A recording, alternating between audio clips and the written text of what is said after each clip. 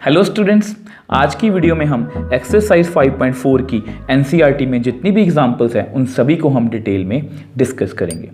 अब जैसा कि आपको पता है कि लास्ट वीडियो में हमने एक्सपोनेंशियल फंक्शन और लॉगरिथमिक फंक्शंस इन दोनों को डिटेल से अच्छे से समझा पहले तो कि लॉगरिथमिक फंक्शंस और एक्सपोनेंशियल फंक्शंस होते क्या हैं, और उसके बाद हमने उनको वन बाय वन करके डिफरेंशिएट करना भी सीखा। तो एग्जाम्पल्स को करने से पहले मैं आपको यही सजेस्ट करूंगा कि पहले वो वीडियो आप अच्छे से देख के आओ, समझ के आओ, फिर आपको एग्जाम्पल्स को समझने में कोई प्रॉब्लम नहीं आएगी। इस वीडियो का लिंक आपको ऊपर आई बटन में मिल जाएगा। So first example 28, is it true that x is equal to e raise to power log x for all real x। अब देखो स्टूडेंट्स, ये जो एग्जाम्पल है ये काफ़ी कॉम्प्लिकेटेड है और ये एग्जाम्पल आपको लॉगरिथमिक फंक्शन के बेसिक्स के बिना आपको समझ में नहीं आएगी। इसलिए मैंने आपको लास्ट वीडियो में लॉगरिथमिक फंक्शन और एक्सपोनेंशियल फंक्शंस इतने डिटेल से एक्सप्लेन किए थे। और अगर आप इसका ऑनलाइन सोल्यूशन चेक करोगे, वो क्या कह रहे हैं, taking log on both sides, but वो लॉजिकली करेक्ट नहीं है। वो करेक्ट क्यों नहीं है वो मैं अभी आपको ईजी से ईजी वे में एक्सप्लेन करूँगा ताकि आपको समझने में ये एग्जाम्पल प्रॉब्लम ना आए। अब देखो, सबसे पहले तो आपको ना लॉगरिथमिक फंक्शन के बेसिक्स के बारे में पता होना चाहिए। अब जैसा कि आपको पता है कि लॉग जो फंक्शन होता है उसकी जो डोमेन होती है वो क्या होती है, ऑल पॉजिटिव रियल नंबर्स, और रेंज क्या होती है, ऑल रियल नंबर्स। सो ये सभी बातें मैंने आपको लास्ट वीडियो में अच्छे से एक्सप्लेन की थी, बट फिर भी ये एग्जाम्पल समझने में आपको प्रॉब्लम ना आए, मैं आपको थोड़ा सा एक्सप्लेन करने की कोशिश करता हूँ। अब देखो, आपको पता है ये लॉगरिथमिक फंक्शन है, log to the base b x is equal to y if b raised to power y is equal to x। b क्या होना चाहिए, 1 से बड़ा होना चाहिए। ये हमारा लॉगरिथमिक फंक्शन की डेफिनेशन है। मतलब कि b की मैं कितनी पावर लूँ कि इसका आंसर कितना आए, x। b की मैं कितनी पावर लूँ कि इसका आंसर कितना आए, x। अब आपको पता है x क्या होती है, डोमेन मतलब इनपुट, और y क्या होती है, रेंज मतलब आउटपुट। अब ये देखो, b raise to power y is equal to x, तो 2 raise to power 3 is equal to 8। मतलब मैंने देखो x क्या है, हमारी इनपुट, मतलब यहाँ पर आंसर कितना आया हमारा 8। अगर मैं नेगेटिव पावर लूँ तो कितना आएगा, 1/2 रेज टू पावर 3, तो 1/8। तो ये भी आंसर क्या है, पॉजिटिव है। ये भी आंसर क्या है, पॉजिटिव है। आप 2 की पावर 0 ले लो तो वो कितना आएगा, 1। ये भी क्या है, पॉजिटिव है। तो आप 2 की पावर 1/2 ले लो, ये भी √2 मतलब 1.414, ये भी क्या है, पॉजिटिव है। तो मैं बेसिकली आपको क्या समझाना चाह रहा हूँ, जो मैंने आपको लास्ट वीडियो में भी अच्छे से समझाया था कि देखो ये जो x है, मतलब ये 8, ये 1/8, ये 1, ये सभी x है, मतलब ये हमारी क्या इनपुट है। इनपुट मतलब हमेशा हमारी क्या आ रही है, पॉजिटिव रियल नंबर। और y क्या हमारी रेंज, देखो 3+ भी है, नेगेटिव भी है, 0 भी है, फ्रैक्शन में भी है। तो रेंज हमारी क्या होती है, ऑल रियल नंबर्स, और डोमेन हमारी क्या होती है, हमेशा पॉजिटिव रियल नंबर। ये 0 भी नहीं हो सकती। मैंने आपको ग्राफ में भी अच्छे से एक्सप्लेन किया था कि हमारा जो लॉग का ग्राफ है वो कुछ इस तरह से होता है। ये हमेशा इसके साथ साथ चलेगा बट कभी भी 0 नहीं होगा, क्योंकि किसी भी नंबर की पावर जितनी मर्जी लूँ वो कभी भी 0 नहीं हो सकती। ठीक है, तो सबसे पहली बात तो आप ये लिखोगे, सिंस आप लिखोगे domain of logarithmic function is set of all positive real numbers। ठीक है, देखो डोमेन हमारी क्या है, वो हमेशा क्या होती है, पॉजिटिव रियल नंबर्स। और अगर डोमेन देखो ऑनलाइन सॉल्यूशंस में क्या है कि वो क्या कर रहे हैं, taking log on both sides, वो कुछ ऐसा कर रहे हैं। ये स्टेटमेंट है taking log on both sides, but ये गलत है, क्योंकि आप लॉग ऑफ x ले ही नहीं सकते, क्योंकि ये क्या है, हमारी डोमेन, और डोमेन हमेशा क्या होनी चाहिए, पॉजिटिव रियल नंबर। वही मैंने यहाँ पर लिखा है। और यहाँ पर वो बोल रहे हैं फॉर ऑल रियल x, तो यहाँ पर वो सभी रियल नंबर्स की बात कर रहे हैं। तो मैंने यहाँ पर लिखा है कि डोमेन हमेशा क्या होती है, पॉजिटिव रियल नंबर्स। और अगर डोमेन हमेशा पॉजिटिव रियल नंबर्स होती है तो आप यहाँ पर लिखोगे देयरफॉर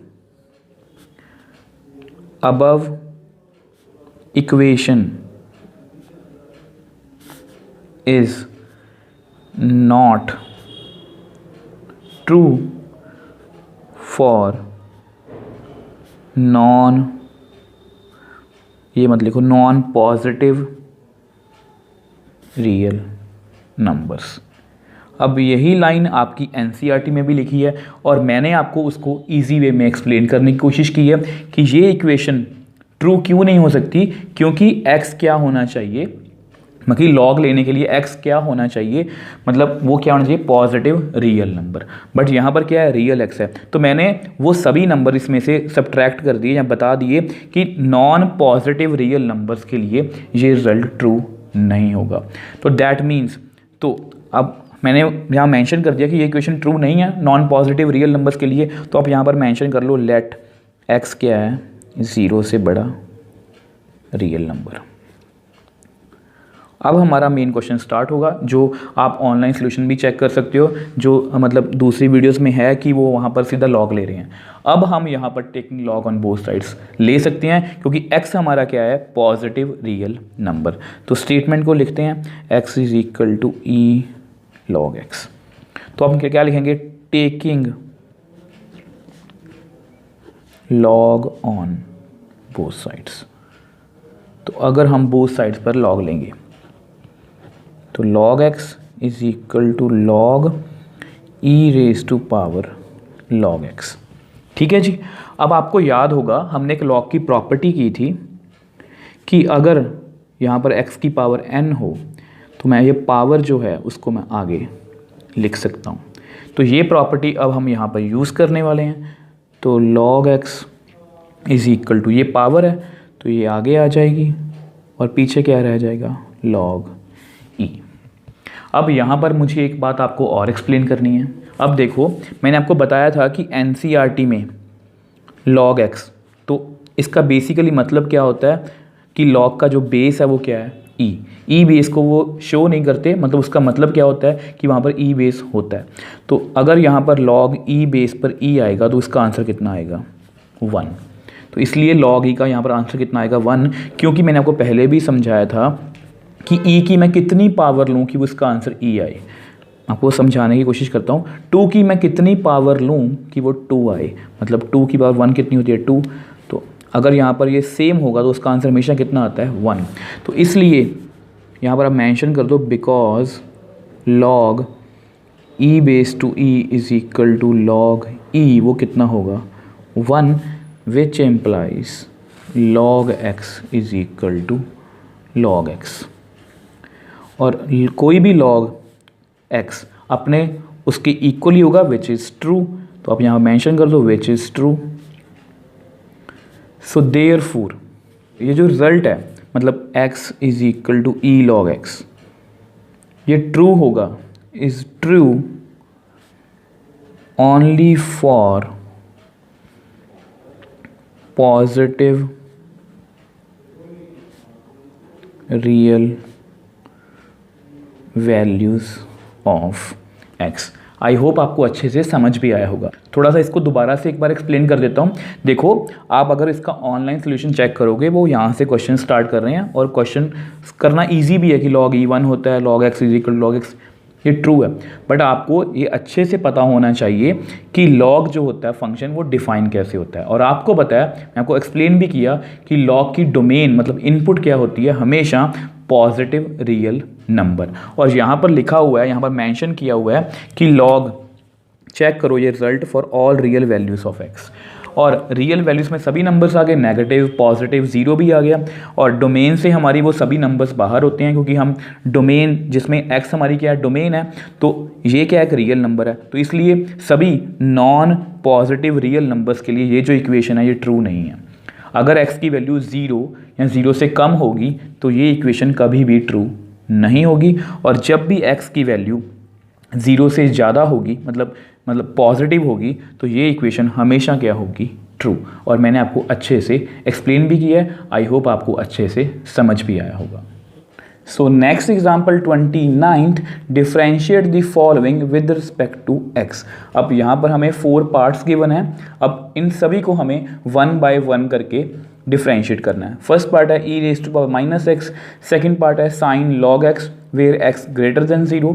थर्ड पार्ट है cos inverse E raise to power X, और फोर्थ पार्ट है E raise to power cos x. तो 1 बाय 1 करके ऐसा करते हैं, इनको डिफ्रेंशिएट करते हैं। अब देखो सबसे पहला पार्ट क्या है, E raise to power minus X. तो सबसे पहले लिखो let y is equal to E raise to power minus x.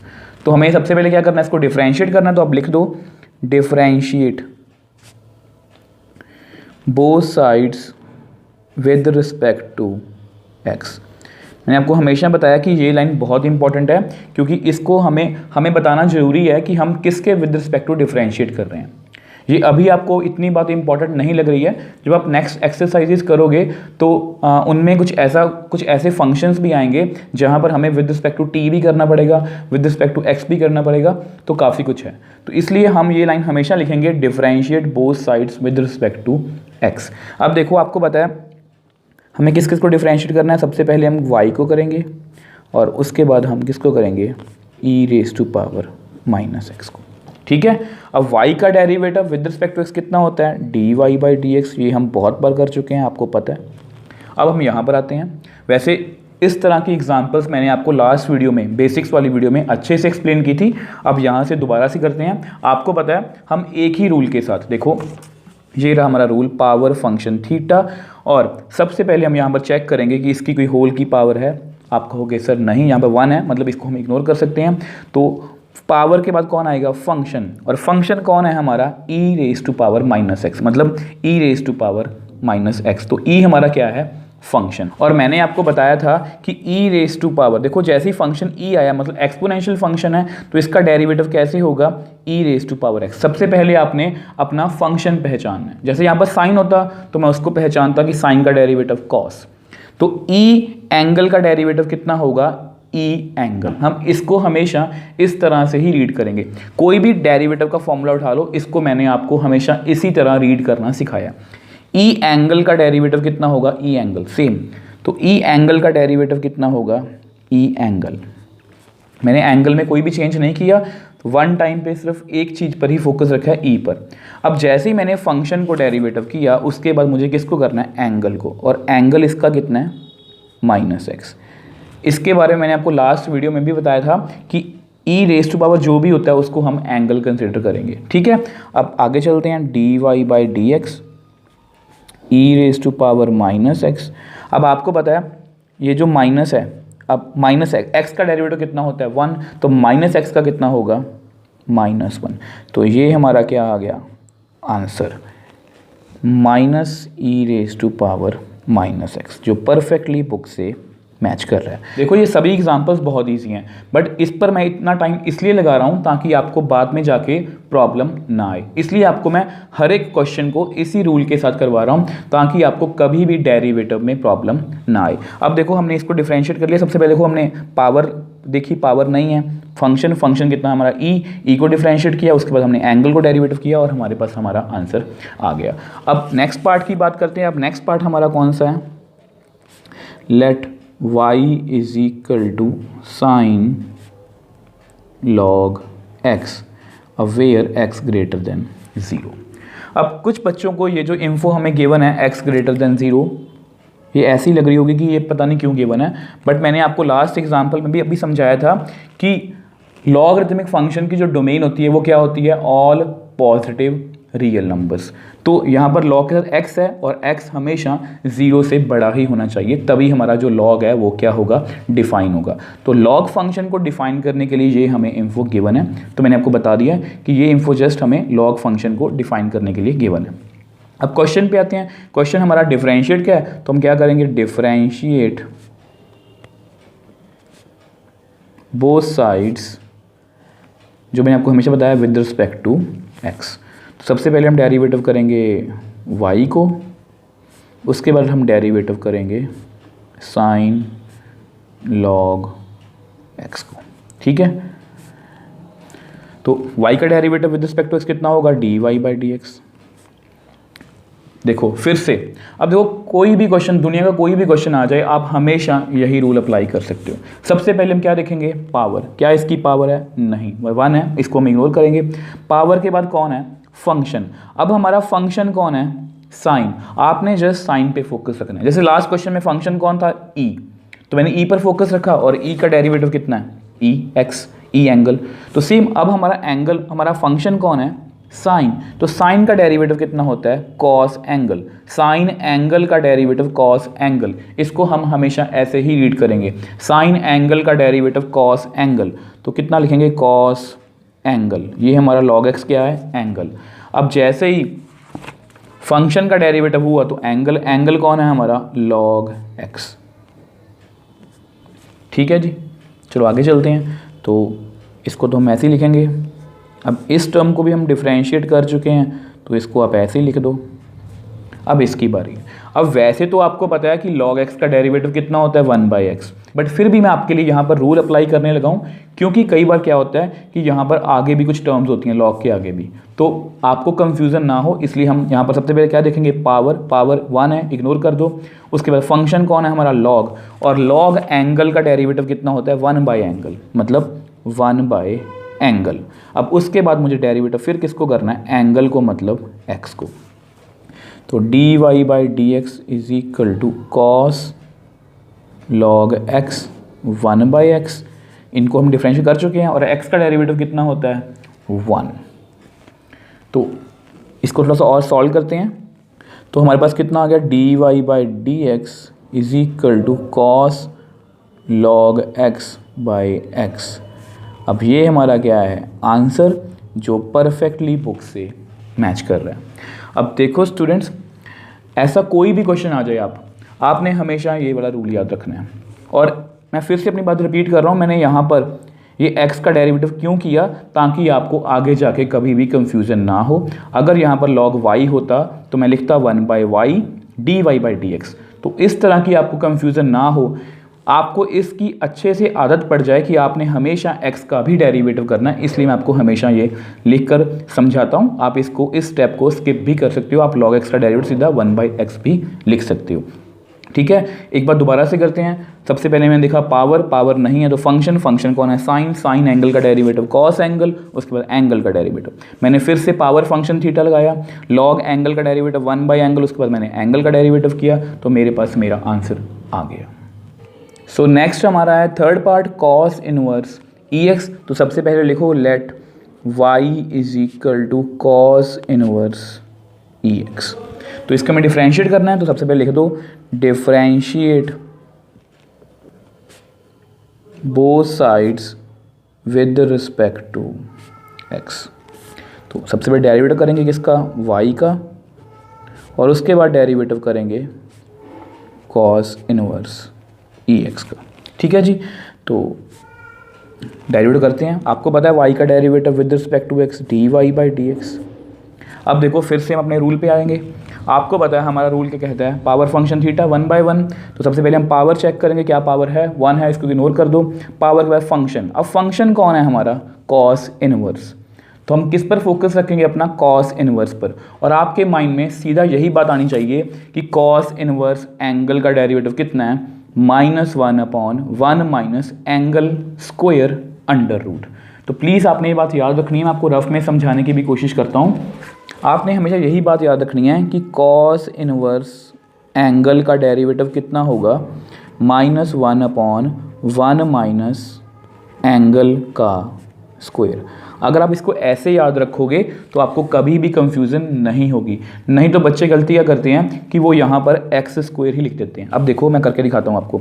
Cos inverse angle का डेरिवेटिव कितना है, -1/1 माइनस एंगल का स्क्वायर अंडर रूट।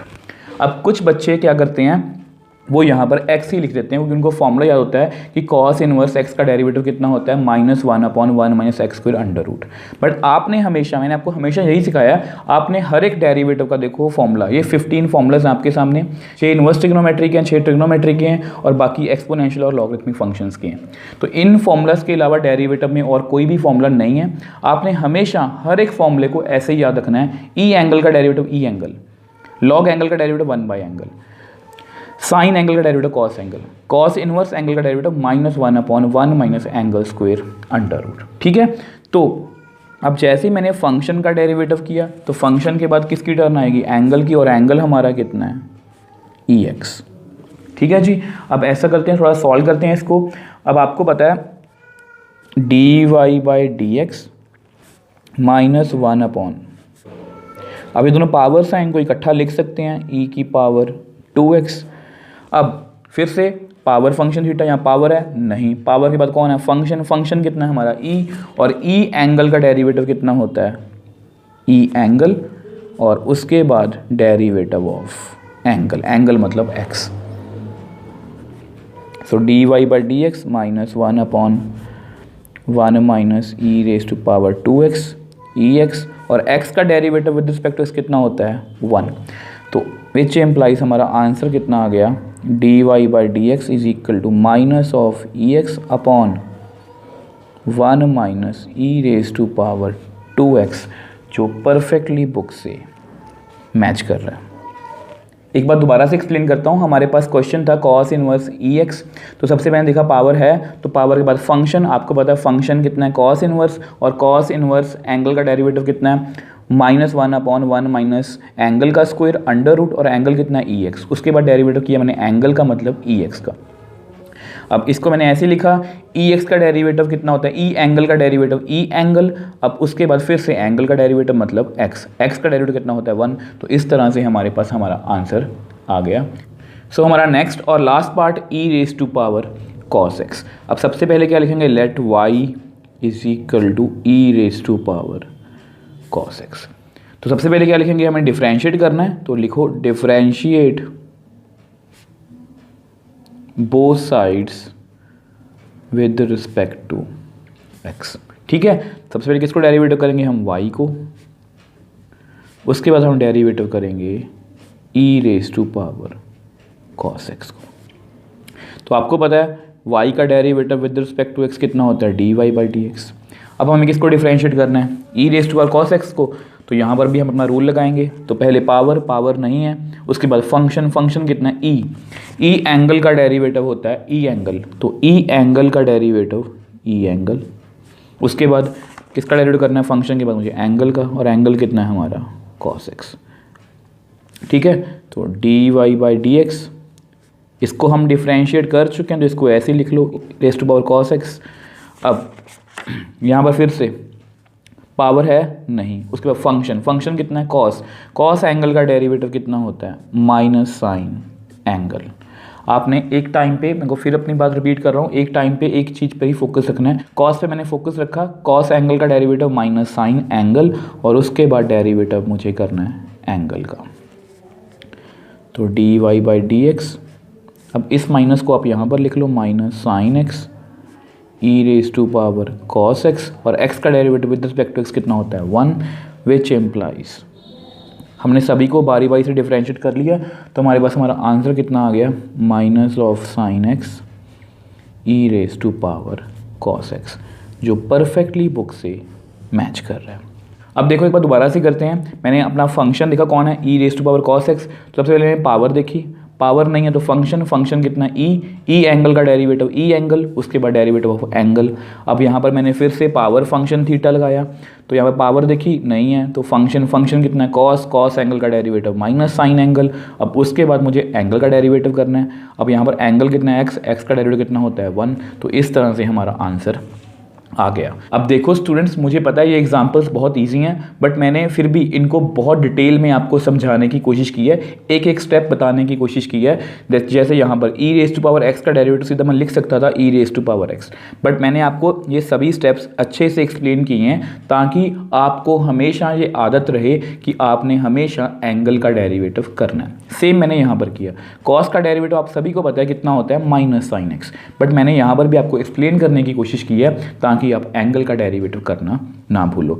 तो अगर आप इसी तरह से डेरिवेटिव में सीरीज बाय सीरीज आगे चलते जाओगे, और देखो ये 15 फॉर्मूलाज मैंने आपको बताए हैं, ये आपको याद होने चाहिए, और ये जो मतलब कि रूल है हमारा पावर फंक्शन थीटा, अगर आपको ये सभी अच्छे से याद है तो आपको डेरिवेटिव के क्वेश्चंस करने में कभी भी कोई प्रॉब्लम नहीं आएगी। आप देख भी सकते हो, आपको पता है हमने कॉस का डेरिवेटिव सबसे पहली वीडियो में भी किया होगा कि कितना होता है माइनस साइन एक्स।